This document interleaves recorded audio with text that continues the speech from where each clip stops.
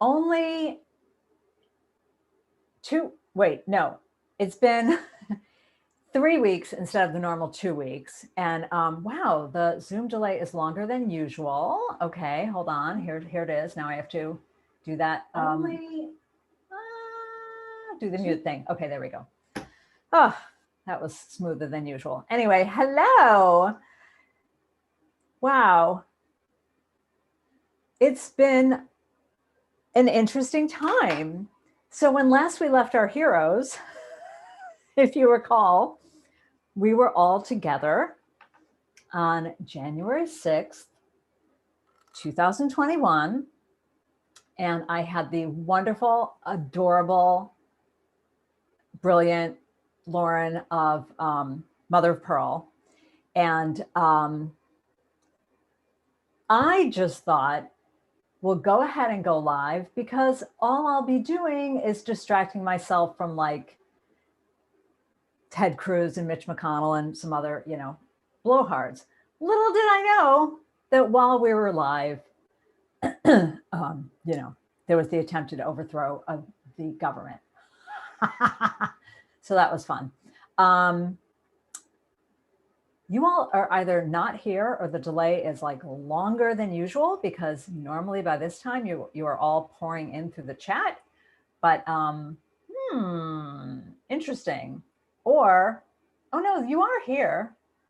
But why is the chat not coming through? Okay, I see you guys in the room. So if someone's here, please say something in chat so I can make sure that chat is working because this was being really weird this morning. It would not connect. So, all right, there's already like 35 of you in the room. So someone say something because I am not seeing anything. Live chat.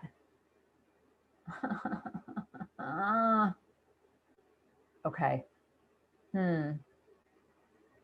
Well, that's a bummer. Okay, anyway.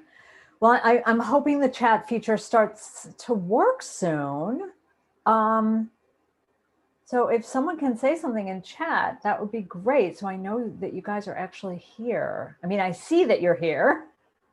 I know how many people are here, but none of the chat's coming through. So anyway, sorry about that. Thank you for letting me have one extra week. And I just wanted to have January 20th to not work, to be at home, to watch TV, to watch the inauguration, to watch, oh my God, Amanda Gorman being so freaking amazing that I can cry on cue now from thinking about her. I'm so sad about the chat. I don't understand what's happening. Why is this? Well, okay, I was kind of hoping that the chat would work before I brought my guest on, but nothing is visible. All right, well, I'm going to give up. I'm really, really, really sad. This has never happened before. You're usually just chatting away like mad at this point. So I'm super sad. I don't understand. But anyway. Okay, today I have a very special guest, and I also have an alarm set today because our guest is coming from very far away, the UK, and it is nighttime there. And you know how we generally do chat on, and of course it's easier to chat on when there's actually live chat and you guys are interacting. I just could not be sadder. I don't understand what's happening with the chat. But anyway, all right, I'm going to check one more time to see if I can, why pop out chat? I'll try that. Oh, now I'm going to say something. Hello? Hello? Is anyone there? All right, let's see if that gets anything going. Chat is, oh wait, Rosemary says chat not working, except I just saw you. Oh, okay. So it's working now. So I did a new thing. I did pop-out chat, which I've never done before, but now all of a sudden everybody's loading. Yay, it's working now. I'm so excited. Okay. So hello from Pennsylvania, Montreal. Okay, now y'all are coming in. Whew, that was a close one. So anyway, welcome, welcome, welcome. I'm so excited to have you all here. And I am going to introduce our guest. And I've already had 2 people message me about how excited they were.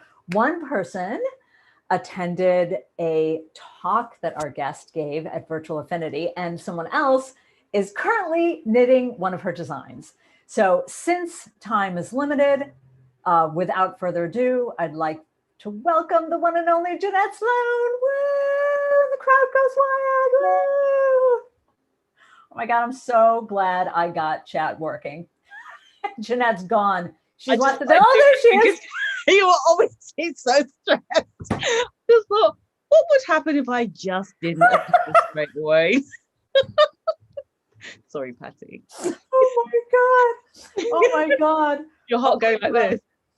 Oh, you're killing me here. I was so sad about chat because we always have like all these wonderful chat usually fills up the second I'm live, and it was not working. So I did pop-out chat, which blew it out in a separate window. And then I typed something, and for some reason that all started. So everyone's here from Denmark, from Germany, from Spain, from all over the US. Oh my God. Hi. Hello, how are you? I'm okay. And I just want to thank you for rescheduling with me and understanding that it's been a long journey to get to January 20th. Yeah. And I don't know if you were aware of what happened in our last YouTube live. No, I didn't see it. Well, I had the lovely Lauren of Mother of Pearl, who is a darling girl. She's like 26 years old. I can't remember the last time I've talked to anyone so young and so incredibly adorable.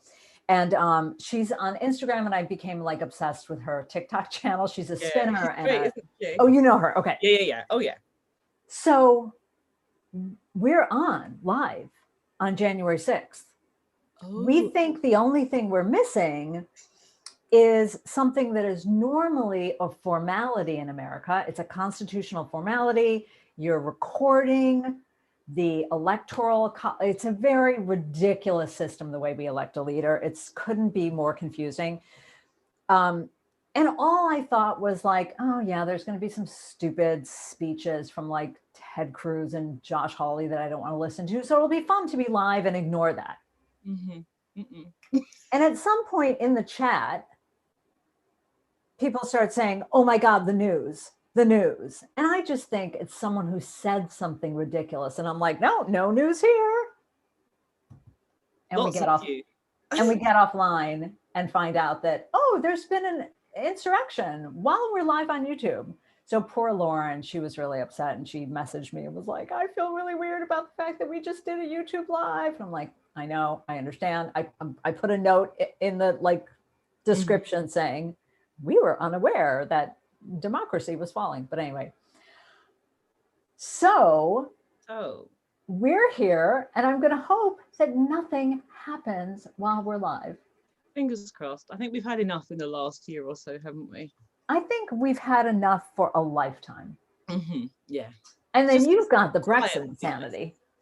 Sorry? So, and then there's the Brexit insanity. So there's enough insanity to go the whole globe. But anyway, thank you. So thank you for rescheduling. Thank you so much for being here at night. And I'm so excited to have you. Thank you. I'm excited to be here. Thank you for inviting me. And there were already all these excited comments on Instagram. Someone is working on one of your patterns right now who's coming. So this is where I wish that they had a camera so they could be like, look. Yeah.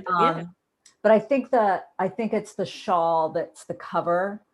I think she's working on the shawl that everyone was doing. Not the shawl, the big wrap that everyone was doing. Oh, like, what aperture stole? Is it the really long? Yeah. Is it the pink one that's in the book? Oh, no, not that one. Sorry, I'm so terrible that I don't Okay. remember the name of it. So The there's one the that African stole, and there's the clear story shawl. the one that you can wear either way. And I think it was like in a mustardy color. Yeah, And so it's from Warm Hands. Not from Warm Hands, sorry, from the Field Guide. I think so. Yeah, so it's probably, if it's a shawl, it'll be the clear story shawl, because then there's the tumbling block scarf. Well, it's probably not a shawl. I used the wrong word because it's got things that arms go The through. shrug. Yeah, Yes. the cardigan. Yeah. Yes. It's a shrug. The it's one that like cardigan thing. Yeah. everyone in the world was knitting at the Yes. same time. The Mood Cardigan. Yes, Mood Mood. Cardigan. Oh my God. Yeah. I'm the worst host. You did have technical hassles though, and I can't remember. Clearly, I designed it, and I can't remember what it's called. I'm like, I like charades with my own designs. That I can't remember what it's called when your arm goes through a hole. Arms go into something. You know, like there's a hole and arms go through it. Yeah, it seals around your arm and it kind of covers. And I'm calling it a shrug. It's kind of a cardigan, anyway. That one, the Mood. Yeah. Yes. Oh my God. I'm halfway through my second one. Oh yeah. The first one I knitted was for the book, so I'm knitting away thinking, oh, this is nice. Oh, this yarn's lovely. Oh, I'm going to knit this again. So I'm literally knitting it in exactly the same color. Now, did you get to keep the first sample, or is MDK? No, that's in Nashville now, I think. Okay. With Anne, yeah. Yeah. So no, everything got shipped, and I just thought I need one of these in my wardrobe. So now, I think I'll probably knit it again.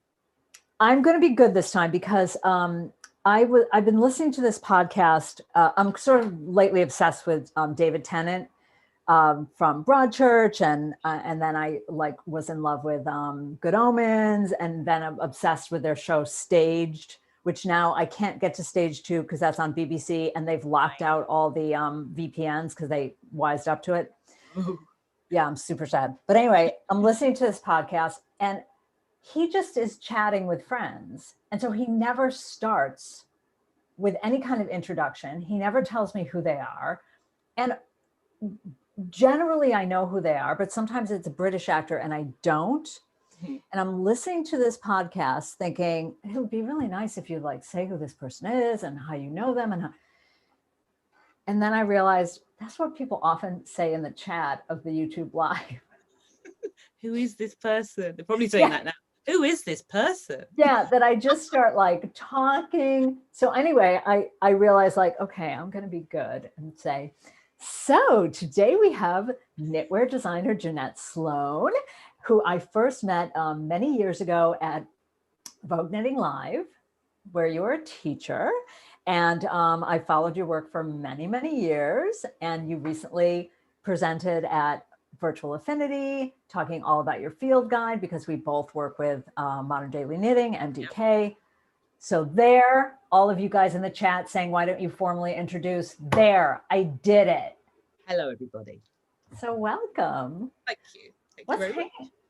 What's hanging on your wall? So many things. So this is my kind of wall of curiosities. There are a couple of knitting belts there. There's some... Oh, a knitting belt. No, which I've never used. So I inherited these from a friend who actually sadly passed on a few years ago. Oh, wow. And her husband just said, I just want rid of her knitting stuff. So I got 2 knitting belts and I have never used them.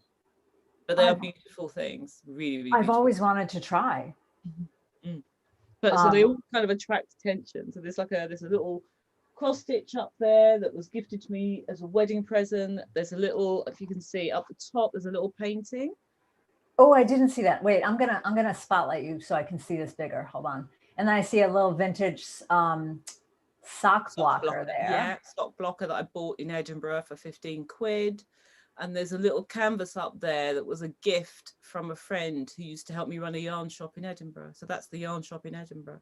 Aww. And what are the things that are hanging next to the knitting belt? These? Yeah.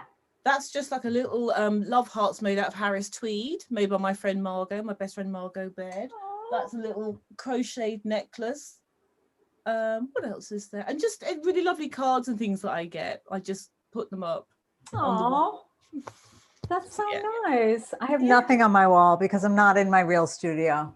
I'm still in quarantine. So Normally I Right. have like, I have a sheep collection from lots of little sheep and all that stuff. Uh-huh. So anyway, Yeah, there's chaos here. It's not good this side. just off camera. Yeah, I Oh, know. yeah. If people knew, Yeah, honest it's to just God. like this. And I have just a little kind of, a little an inside secret. I actually just finished eating my dinner here because I thought, I was on a Zoom this afternoon. I thought, I've really got to make sure I'm upstairs for 7 o'clock. So I was sitting here eating my dinner. Now, have you been teaching as much lately? I know you've been super busy with design. So have you sort of protected a bit of your time to make sure that you have enough time for your design work? Because I know like the field guide must have been so much work. The field guide feels like so long ago, Patty. I know. Excuse me. Hello? We're I live. told you never to call me here. This is what I'm always thinking at some point someone will call me while I'm on YouTube Live. And you know what? No one ever does, which just says to me, I have no friends. You think I'll switch that mobile off, and then I forget that the landline's sitting here and I'm doing a live. So excuse me, everybody. But you know what's so sad is that I often forget to turn my phone off. But does anyone call me? No. There's only one person that calls me on a landline. That's my father. Oh yeah, that's my. When I used to have a landline, which I finally got rid of, if it rang, it meant one of two things: telemarketer or my mother. Yeah, that's it. Yeah. But even my mother has a cell phone now. Really? Yeah. So is it a smart one, or is it just like an old kind of house brick? She got an iPhone that she doesn't really love, and then the people at the Apple store really did a great job with her. And there's a phone that you can get that is like just a phone and just does like very minimal stuff. But the people at the Apple store basically helped her do that with her phone. Mm-hmm. Helped her make the text larger. I mean, my text is giant, first of all, because reading glasses, so I made it. But yeah, she's actually getting good at it. She can even find a voicemail. Very good. I know, it's a miracle. Very impressive. So anyway, so back to design. Yes. So the field guide feels like a very long time ago. That was actually it was last year. It came out last year. So and that's when I was teaching last. Yeah, because it just came out right before we did Affinity. Yes. And that was in September. Yes. So I was teaching I taught first, I think we met at VKL in Columbus. Was it? Was it Columbus? Oh, I thought it was in New York. Yeah, I thought it was Columbus. Yes, it was Columbus. It was Columbus. That was ages ago. Yeah. So that was my first time over there. It was my first time teaching over there, and I was very, very nervous. But you were lovely. You were really sweet to me. You said if you need anything, here's my cell number, which was great. And then people did that for me when I first taught. People were I had a couple people that gave me just a couple of tips that were life-saving, I felt. Mm-hmm. So and then I did Austin, and then it was into 2020, and I did VKL in New York, and where we were allowed to get close to each other and hug and eat out, and then suddenly the world changed. Yeah. And we're in a very strange situation, and I've just found out actually on the news that the UK is in lockdown until March now. So they've extended our lockdown again. Wow. Now it's interesting because the definition, like what we refer to as lockdown, is so different. I was getting my haircut. Look, I got all my hair cut off. This is my second haircut in 2 years because it grew very long during the first wave of COVID, and then I got it cut all off in July. And I said to her, "See you when there's a vaccine." And she said, "You can't wait that long." And I said, "Okay, I'll see you in January if like between waves." Mm-hmm. And the lady that cuts my hair said, "Now I just read an article about how Wuhan is like all open and back to normal." And I said, "Well, there is a tiny mini outbreak, but yeah, they're basically back to normal." And she said, "How did they do that?" I said, "Well, they did a complete lockdown for 2 months." And she said, "Well, we do a lockdown." I said, "No, we don't." No. No. No. You can go out for dinner, you can go out for a walk. So the beach is just there. And the amount of people that drive down here to walk along Brighton seafront is incredible. Just like, we are supposed to be in lockdown. Where are these people coming from? Yeah. So I just Yeah, don't. she had no idea. It wasn't like, it's all, because free will, free will. There's no, there's nothing. But yeah. So the world was a very different place. But so in answer to your question, I haven't done any teaching since New York, and just been holed up designing, knitting, and I was doing a lot of caring because my parents were very elderly. So yeah, just busy doing that really, and trying to so I had to take a break just before Christmas. Oh, you did? Oh, that's so smart. Yeah, well, it was my mum passed away in November, so I just had to take a break and just take a step back, and now I'm back and I'm just kind of easing myself back into work. But that's very smart. Now that it's difficult. I don't know. I think it's difficult for everyone, but I think it can be particularly difficult for women to say, I need to take a break. Mm-hmm. And carve out a little corner of the world for themselves and just say, so good on you for doing that, because just have to. And then we all have to as well. You don't, please God, nobody has to go through a bereavement, but particularly at the moment, it's tough anyway. Life's tough anyway, but this is really, we're the 27th of January. You've had that on the 6th of January. We're in lockdown extended. Just kind of, you're right. Just kind of pen off a little bit of space and time for yourselves. Yeah. Just look after yourselves. So tomorrow is my self-care day. I might not even get out of pajamas. So do you, because I was talking to a friend of mine and she literally schedules it. So you have like is it a regular thing? Like, do you have a routine where you're like, every Thursday is my... It's usually every Wednesday. But I just kind of had a couple of things. So I had this to do today, I had something else to do. And I just thought, you know what, I'm going to make it Thursday. So yeah, I'm just going to, I may knit tomorrow, I may not. I may go through the stack of Vogue magazines that I haven't read yet. I've been sent a couple of really lovely books to look at. I'll look at those. I'll try and sleep in. I just got Nora Golland's book in the mail. It just came today. She just sent it to me, like literally just moments before I went live. I'm so excited. That is so smart. I might try to do that. I talked big after the new year, and I haven't implemented yet about doing. Well, one was doing a course day where I learned something, and I have started that. What do you learn? So I started that on Tuesdays, where on Tuesdays I'm going to learn something. So I have all of these courses piled up. A lot of them are computer stuff that have to do with business, but things that I've always wanted, to learn, like understand Photoshop better and Illustrator, my whole Adobe design suite, which I know 1/100th. Mm-hmm. You just scratch the surface of that, don't you? And I kind of, oh my God. Yeah, I've been that's doing one thing that I'm going to try and do actually. Oh yeah. Yeah. It's one of those things you just think, oh, I'll do it next year. I won't. That is one of the things I was going to do. And I've been doing a deep dive into brioche because I'm developing a whole series of classes of the why, my thing. So in your knitting, do you also have self-care knitting, meaning like knitting that is for you, not to generate income, but just that pleases you?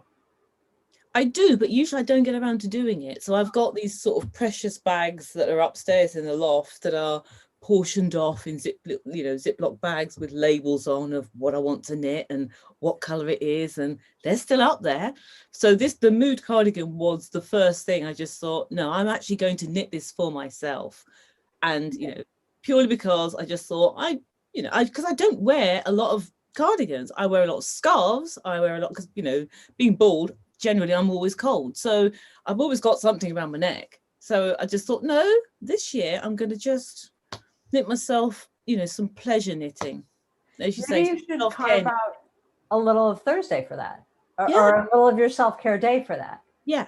Because do you ever feel like when, I don't know when you started professionally, but did you have a moment where you made that transition between being a knitter and doing this for a living, and then you wake up and realize one day, like, I miss knitting other people's patterns, or I miss knitting for the sake of knitting, not to generate income? Yeah. Yeah, I do. So my kind of career has been pretty varied. So I started out as a textile designer who was designing knitted swatches for companies, and I would sell swatches through an agent. Do you know Melissa Liebman? No, I don't know her. Of course, That's I know how, her, but that is how she started as well. Yeah. In her 20s. Yeah. So a lot of time I was doing machine knitting and mixing hand knitting with it. So I would do that. And I also did embroidery, so machine embroidery and sell embroideries. So I kind of came back to hand knitting. So I'd learned to hand knit when I was 7. So I'd kind of hand knitted throughout my sort of teens and throughout my time at art college, but didn't think I'd end up doing this. So I came back to hand knitting in, I think it must have been about 2003, 4, when I started working as a design consultant for a hand knitting, a yarn company for Rowan. So I was a in-store design consultant for Rowan in Jenner's in Edinburgh. So that's how I came back to hand knitting. And then I ended up writing a couple of books and then owning the yarn shop. And so that just, I had no plan to do it quite like that. I didn't know that part. I didn't know about Rowan. Yeah. So they used to put members of staff into shops to kind of advise people and sort of to do courses and little teach-ins and stuff like that. So I was one of them working in Jenner's in Edinburgh, which is a big department store that they're about to close down. So yeah. So yeah, that's how I came back to hand knitting. Oh, that's so interesting, because the whole swatch design thing is it's such an interesting industry, because Melissa, and she was a kid really, just sitting in her house all by herself and inventing stitch patterns, and then you'd walk down to the fashion district and sell your little swatches. But so I did it through an agent, so we had to have agents that took it over. But yeah, I think probably where my sort of fascination with looking at stitches comes from, because it's trying to kind of come up with something that looks a little bit different. So that's probably where I get that from. So are you a silhouette first, or and then what stitch wants to be in that silhouette, or a stitch first and what silhouette suits that stitch? I'm probably stitch first. I'm probably stitch first, which is easy when you've got a blank canvas like a wrap, or so, because essentially it's just a swatch it could just be a long swatch, or it could be something that's got a tiny bit of shaping in. So I tend to think of the fabric or the stitch first rather than the silhouette first. Because I feel that most designers, there's some crossover, but I think most designers fit into one bucket or the other. Yeah. What about you? I think I'm a silhouette first. Yeah, I think I'll have a notion, well, like what I'm wearing, I'll have a notion of, I want like a princess square. Oh, there's my reminder that we're an hour halfway. And then, I'll think, I want like sleeves like this, kind of half. I don't want that thing where it comes right there, and then forever you have that weird crease. Like it either has to be there or that. So often I'll be, I think I'm silhouette driven. Sometimes I'll see there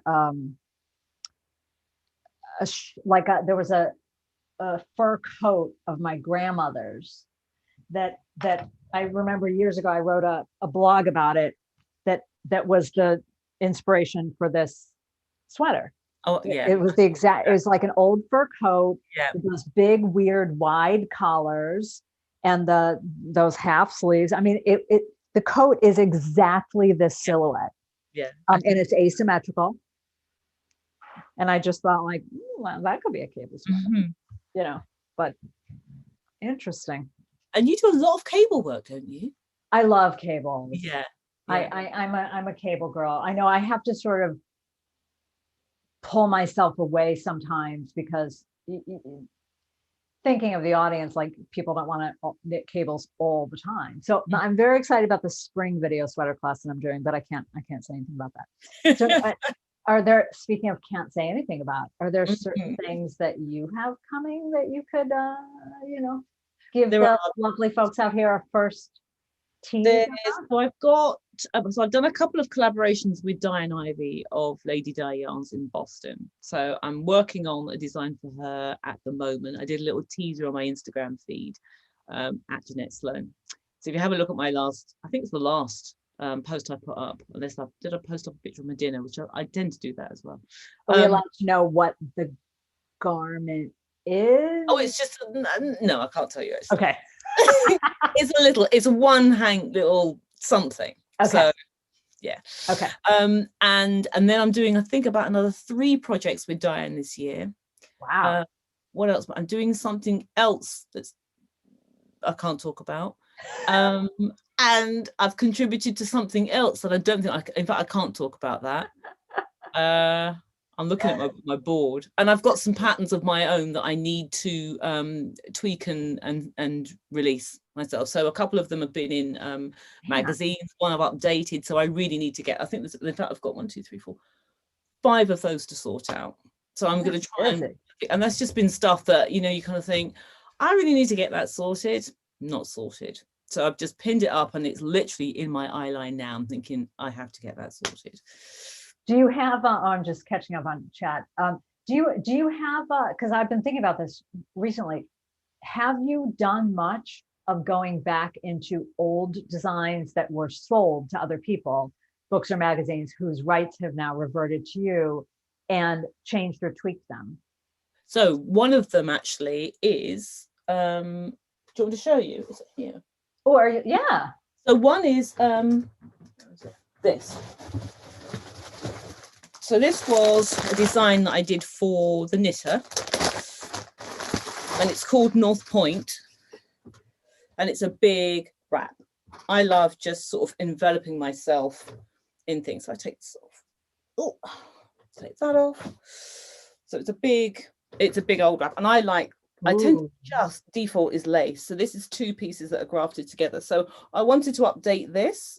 So this is in a is it worsted? I think it's a worsted or a proper Aran. I don't know. It's an Aran weight. So it eats quite a bit of yarn, but it is really, really, really lovely. Oh, so I thought this could be really interesting if actually it was a scarf. So I've got a scarf version coming out. I do love that. I talked to, do you know Lauren Elkin?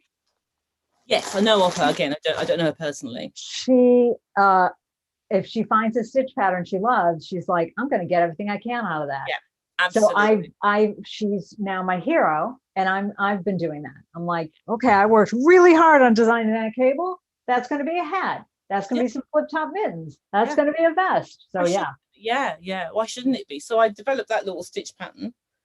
Ooh. This is the scarf version of it. So I need to get this out. And the thing I really, really like about this, but it's so wide.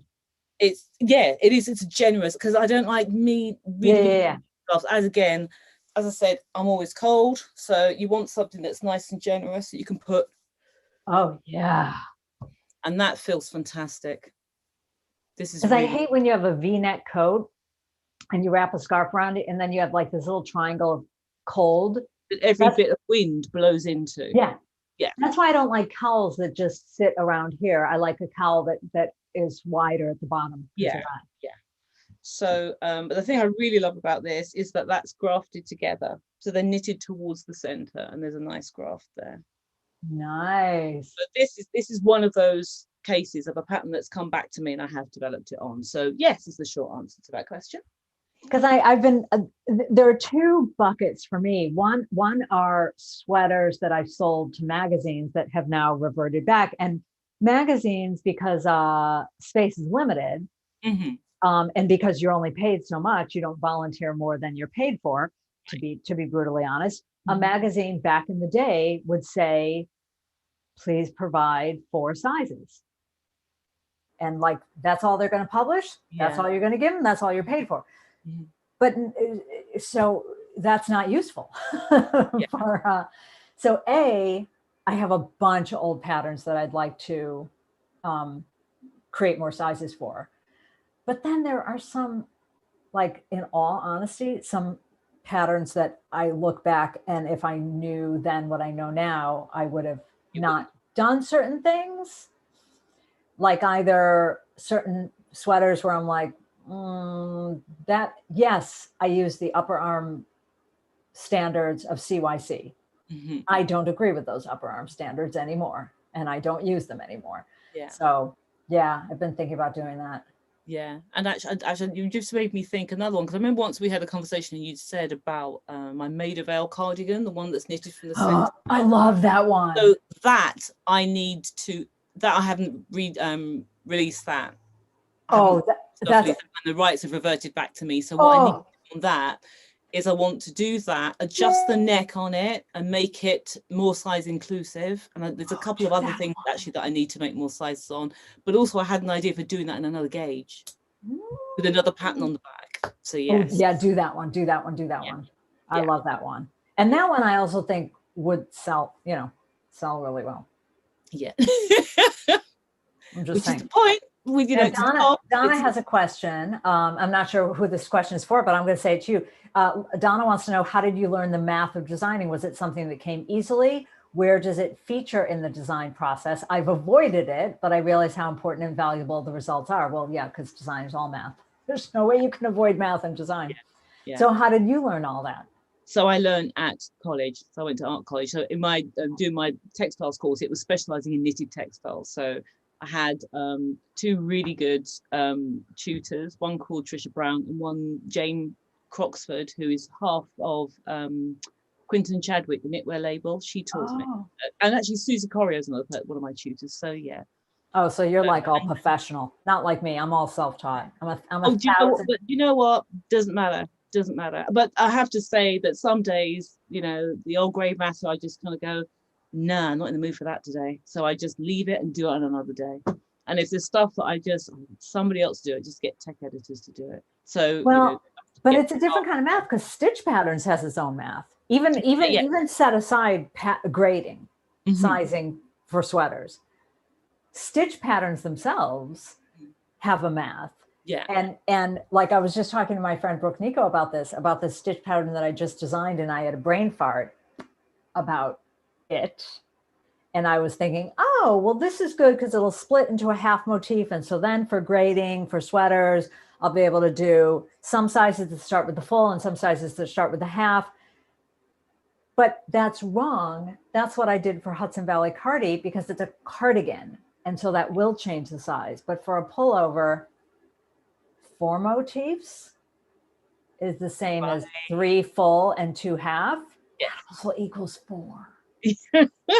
I quite like little puzzles like that. And so do you, when you're designing, do you start with graph paper? Because I do. I like to, see everything visually. So written instructions, I will often kind of transcribe it from written instruction to chart. If I'm working from a stitch dictionary, and I kind of think, oh, that's kind of nice, but I need to see how that's going to work on graph paper, right? And then start to play with it. I don't work much from stitch dictionaries. I mostly just invent stitches, and in stupid ways that Nora Gahn made me feel better about. Oh no, it wasn't Nora. It was Fiona Ellis made me feel better about, because I thought I was just a faker and a dilettante. Because for cables, I'll often take wires and bend them and mold them on top of graph paper. And then when I make a shape I like, I trace it and then I remove it and then I convert them into charts. And I thought I was just a faker, and Fiona's like, no, I do that. No, that's great. And with lace, sometimes I'll just, this is like true confession time, because I don't know really what I'm doing. I am a bit of a faker. So for lace, a real lace designer, like Brooke Nico puts decreases and yarn overs on a chart, because in her mind's eye, she can see what they're going to do. I will often go, well, what happens if I do this and this and this and this? Well, I'm gonna put that on a chart, and then I'm gonna knit it and see if I like it. Because I can't always 1,000% see in my mind's eye what it's going to do. Mm-hmm. So I like the combination of those two things, though. Sometimes and definitely with brioche, because I'm new to designing brioche, I just have been moving the decreases and the increases and going, well, like trying to visualize, well, where will that column go? Okay, well, I'll just try it. Right.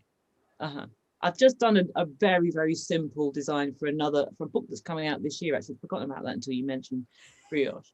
And it wouldn't have been my first choice of technique, because it just doesn't come naturally to me. I like the results of it, but it's just it will be one of those things. I interviewed Shirley Payden for the BIPOC and Fibre website, and I asked her if there were any techniques that she really, really didn't like. And she said, well, I'll teach them all.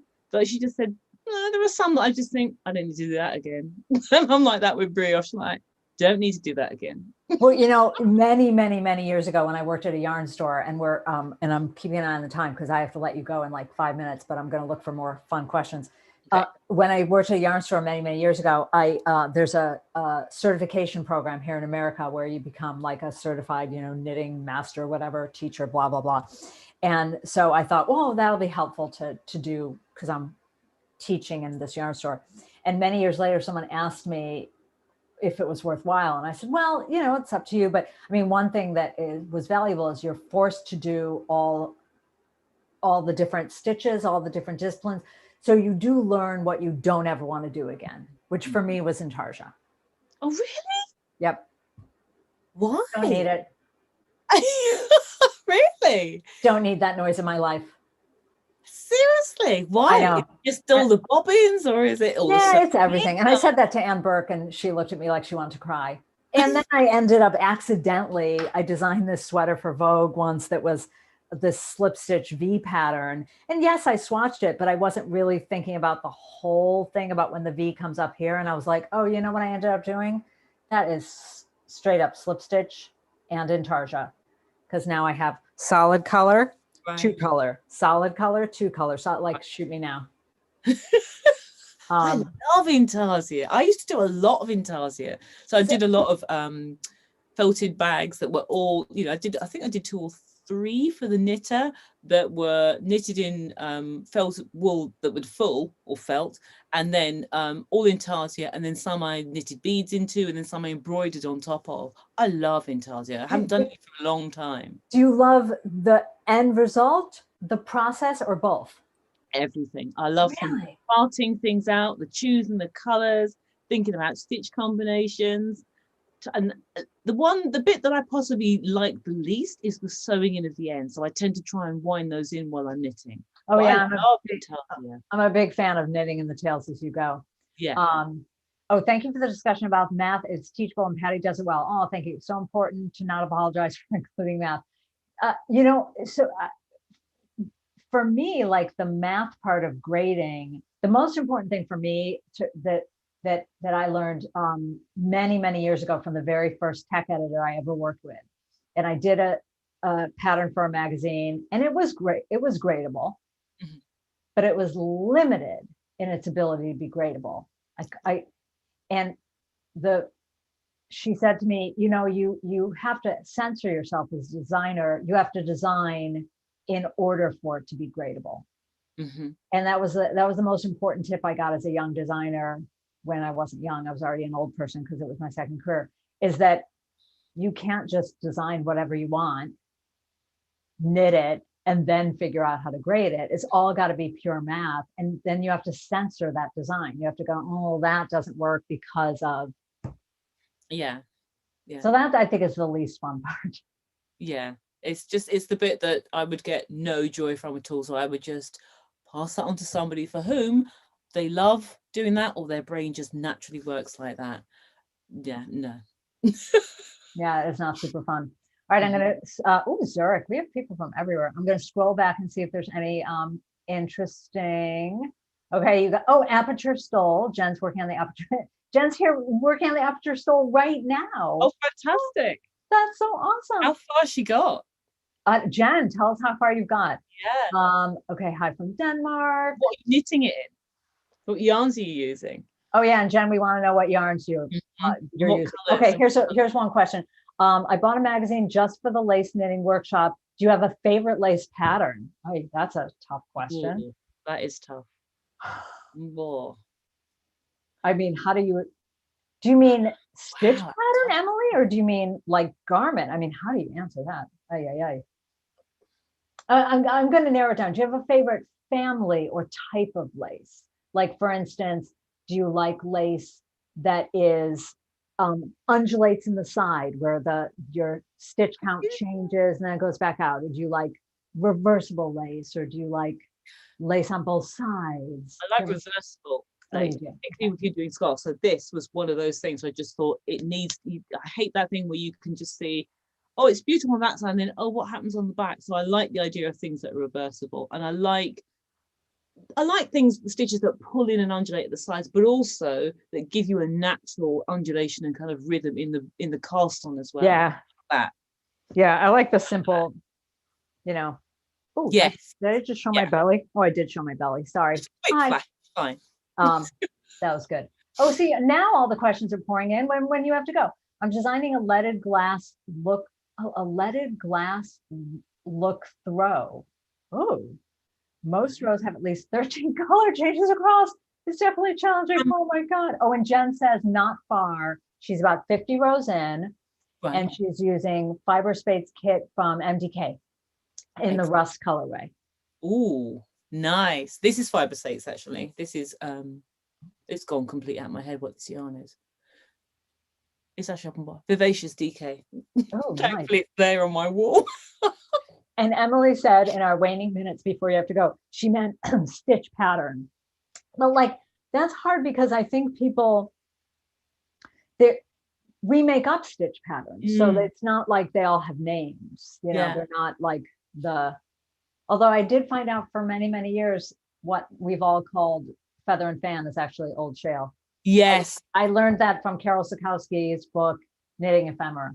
Yeah. So I used to do a little column for Knitting Magazine here in the UK, and actually wrote a little bit on, it was like the A to Z of techniques, and I didn't get particularly far because I kept finding other things in like the same letter going, oh, that'd be interesting. So there was lace, and I did sort of just simple eyelets, and then sort of 2 and 3 stitch decrease, multiple stitch decreasing that produced lace and stuff like that. And then I did a little bit on feather and fan and old shale.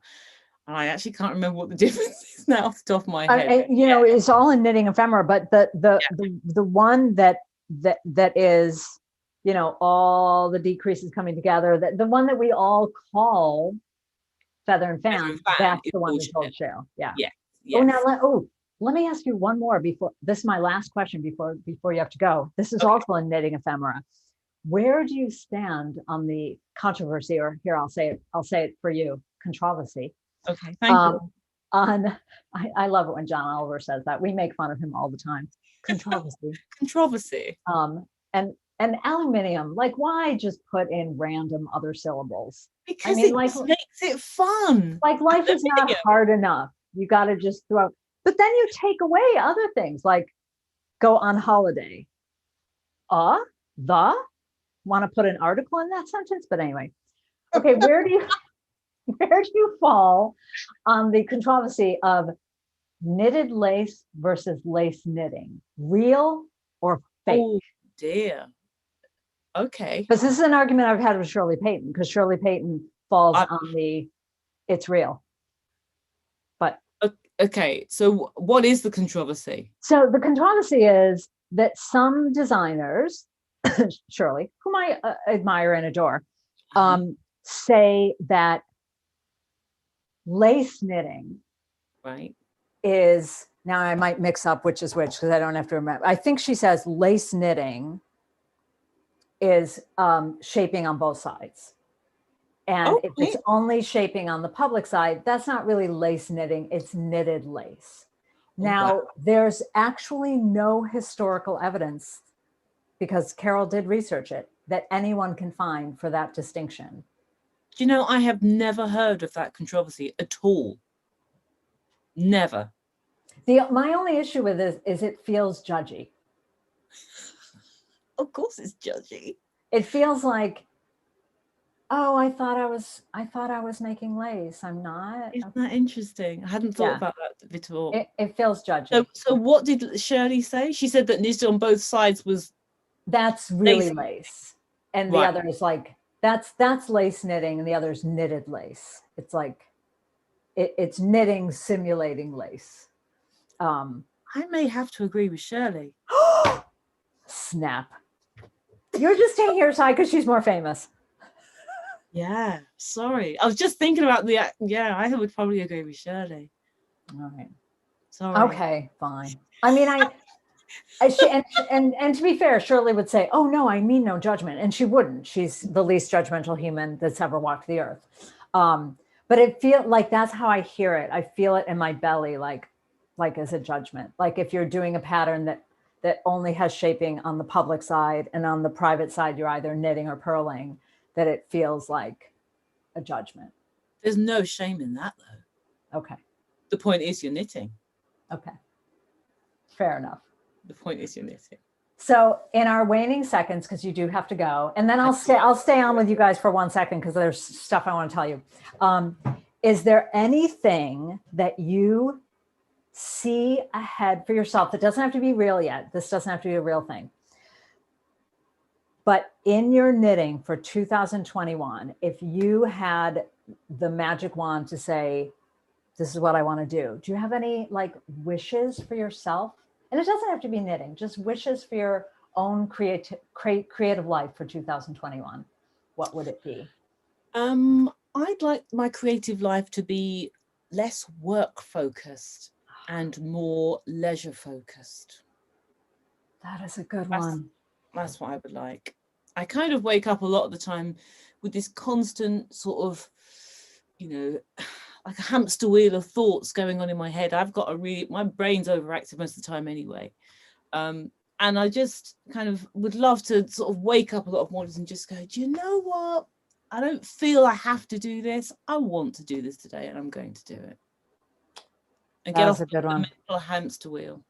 That is an excellent one. And many people would say that creativity for creativity's sake will ultimately generate you more income than forced, like, oh, I have to do this thing. I owe this project to so-and-so, or I've got to, so-and-so wants this design. I have to do, I got to develop a new class for this. Yeah, that is a good one. I'm gonna steal that one.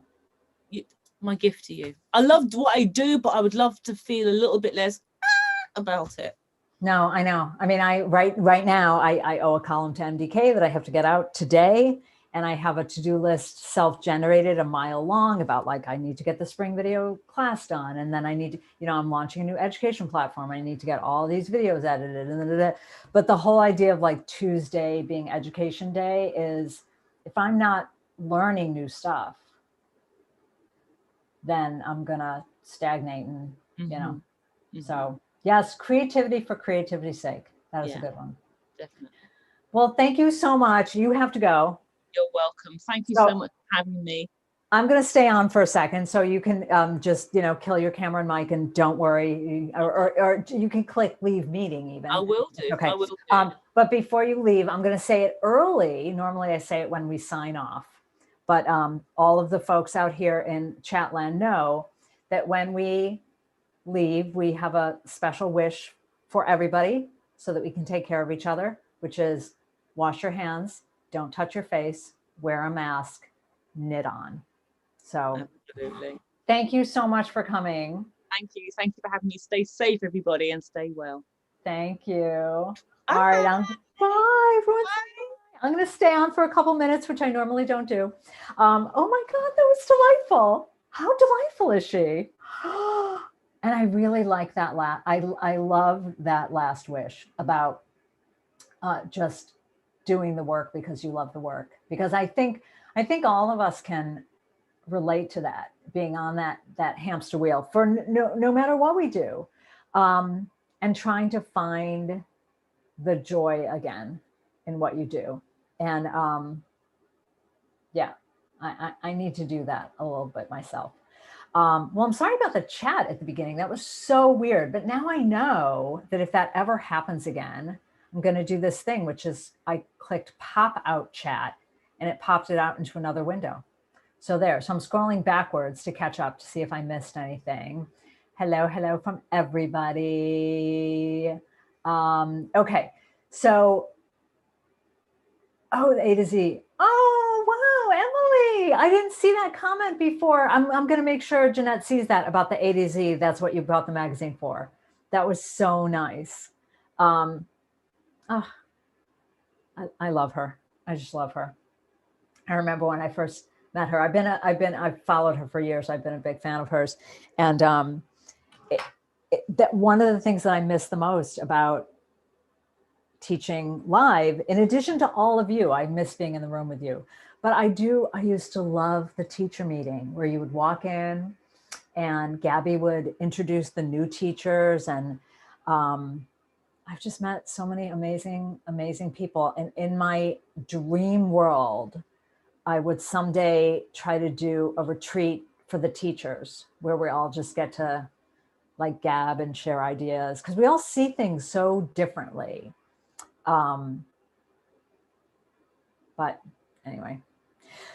Okay, well, thank you guys so much for joining. I wanted to tell you who's coming up next, and I was going to look that up before we went live, and I forgot, so I'm looking it up now. Oh, the next one will be fun. Lindsay Vega. We're going to talk. She's a Brooklyn girl. We're going to talk not only color, but makeup, which I know nothing about, which is going to be fun. And then we have Nora Gone after that. So it's going to be a fun month. So thank you guys all so much for joining me.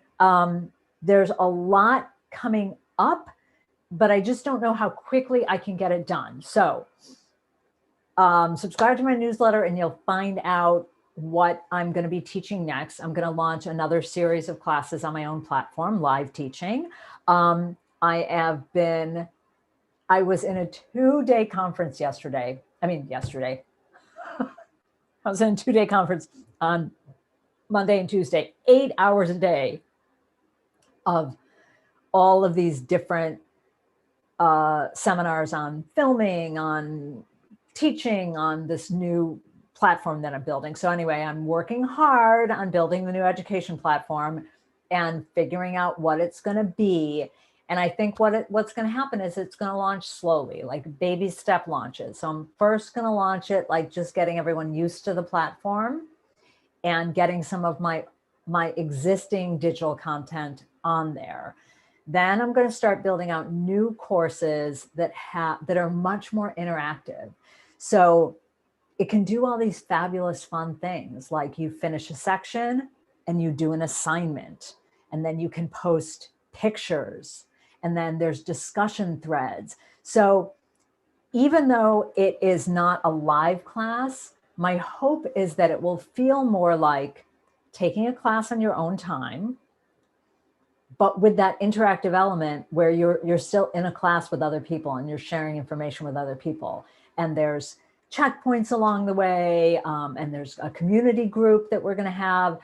So anyway, it's a lot to build and it's a little overwhelming, and I'm trying really hard not to get lost in the weeds of it all, because I'm a little stressed out about it because it's a lot. But anyway, that's all I want to tell you guys. So thank you so much. I'm going to get back to work, and I'm hoping that nothing insane happened in our country while I've been on live with you, because that was just about the worst thing that I've ever experienced. Not the worst thing I've ever experienced, but it was pretty intense logging off. And I take my phone off airplane mode, and I'm in a group text thread with 3 other friends, and there are 54 messages. So here's what I'm going to do while you're all with me. I'm going to go off airplane mode and see if anything loads. No, I only missed 1 call. Okay, that's not bad. Thanks, you guys. I will see you later. I'll see you in a couple weeks.